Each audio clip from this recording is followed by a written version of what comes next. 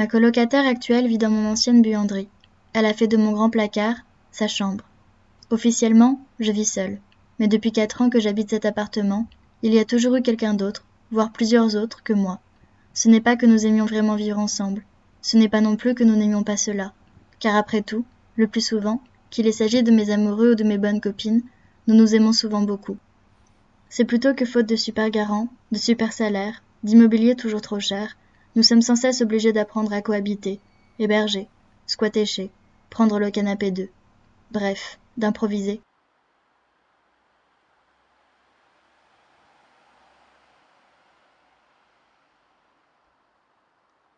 J'ai habité dans plusieurs colocations avant de me retrouver, après mon master, à vivre avec mon frère dans un appartement de 2 pièces à Montreuil. Les cloisons très fines qui nous laissaient nous entendre nous retourner dans nos lits n'offraient pas d'intimité. Cuisiner ou manger tard n'était pas non plus une option. Nous avons alterné. J'ai occupé le salon quelques mois, tandis que mon frère dormait dans la chambre, puis le contraire. Les coups de téléphone nocturnes, importants pour moi car en relation à distance avec mon copain aux États-Unis, décalage horaire oblige, devaient être passés en chuchotant sous la couette. Mon frère a ramené un de ses amis en galère de logement à l'appart. Il ne prévenait jamais s'il était là ou pas, et nous avions seulement 2 jeux de clés pour 3. J'ai retrouvé plusieurs fois son ami assis devant la porte, à attendre que l'un de nous puisse lui ouvrir.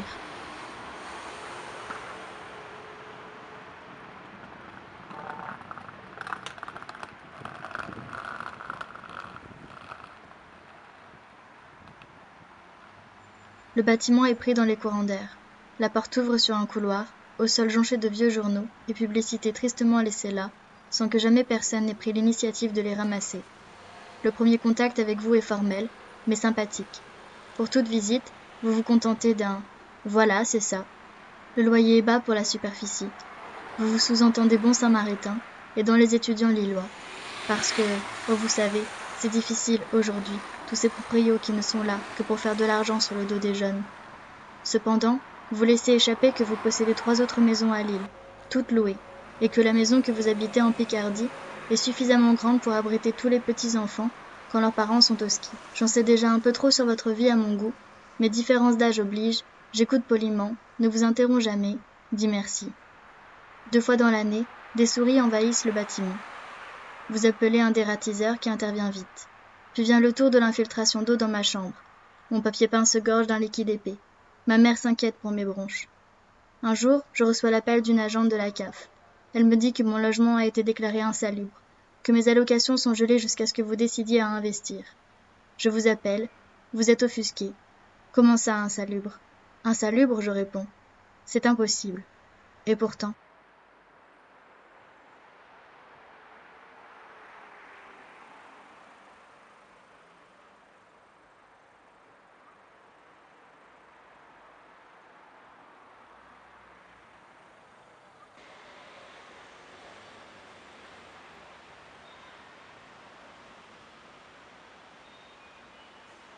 Je vis depuis quelques années dans une courée de la métropole.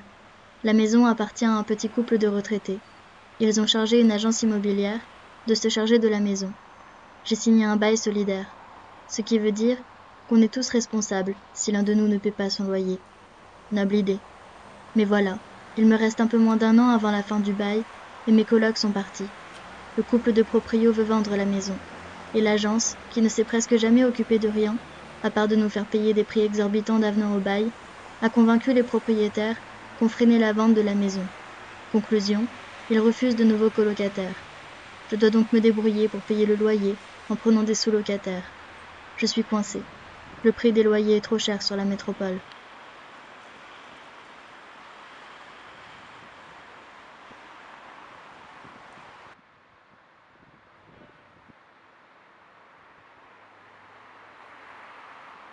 Dans mon appartement, le parquet est gondolé.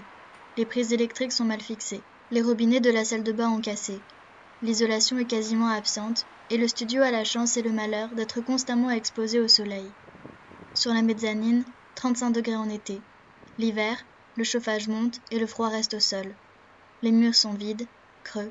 Il y a des courants d'air même quand tout est fermé. Quant aux parties communes, supposément entretenues par le syndicat de copropriété, c'est la même histoire.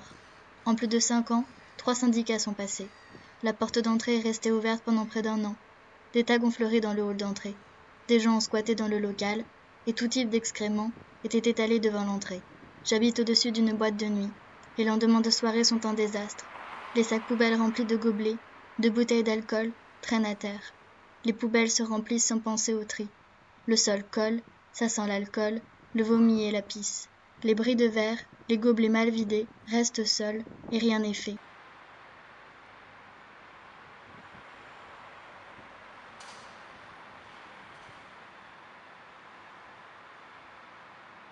Il y a un jeu que mes colocs et moi, on a toujours pratiqué. C'est le jeu du chauffage. Jusqu'à quand tiendras-tu sans l'allumer? Le 20 novembre? Le 6 décembre? Le 17 décembre? Et une fois que tu auras perdu la bataille, vêtu de tes 3 pulls, engoncé dans tes 2 plaids, et pourtant frigorifié, comment géreras-tu? Le radiateur du rez-de-chaussée allumé, puisque la chaleur monte. Ne jamais dépasser le thermostat 4. Ne jamais éteindre complètement le radiateur. Il bouffe plus d'énergie à chauffer complètement une pièce froide. Laisse-le toujours tourner en arrière-fond, même au minimum. Tiens, heure creuse de 12h30 à 14h. C'est le moment d'augmenter un peu. Le moment de lâcher prise. D'avoir chaud pour de vrai. Au moins une fois dans la journée. Une fois, je suis partie toute une journée en oubliant de baisser le radiateur. Un vrai grippin. Un vieux modèle qui consomme beaucoup et ne chauffe pas grand-chose. Il a tourné sur un beau thermostat 5 de 8h du matin à 21h. Je suis rentrée et j'ai pleuré.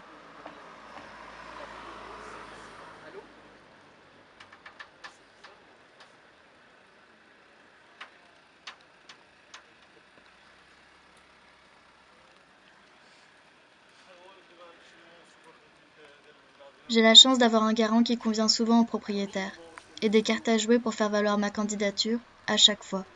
Prépa dans une école reconnue, check. Maman, petite fonctionnaire, mais fonctionnaire quand même, check. Mais j'ai une amie qui n'a pas de garant, et dont l'honorable CDI ne suffit pas au proprio pour lui accorder un toit. Ça fait 6 mois qu'elle crèche à droite à gauche. Son chat sous le bras, son sac sur le dos, et beaucoup de fatigue dans les yeux. Je connais une femme, la cinquantaine, dont la vie vient d'être complètement bouleversée, et qui ne peut pas avoir de chez elle avec son mi-temps à 800 € par mois. Elle est retournée vivre avec sa mère. Un pote qui vivait parmi les cafards, dans une résidence étudiante où il avait trop souvent froid. Et cette fille, qui vit l'enfer à la maison, mais qui ne peut pas partir, même en cumulant 2 jobs, parce qu'elle ne fait pas assez sérieuse, parce qu'elle semble trop jeune, et qui ne peut pas faire d'études, même si elle en a envie, parce qu'elle cumule justement 2 jobs.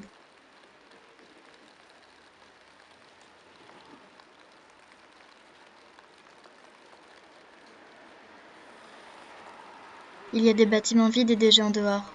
Il y a la culpabilité d'avoir un endroit à soi, où on peut dormir, manger, prendre une douche, mettre un peu de chauffage, alors qu'on croise des gens à la rue, qu'on pourrait leur prêter un bout de matelas, un bout de table, et qu'on ne le fait pas.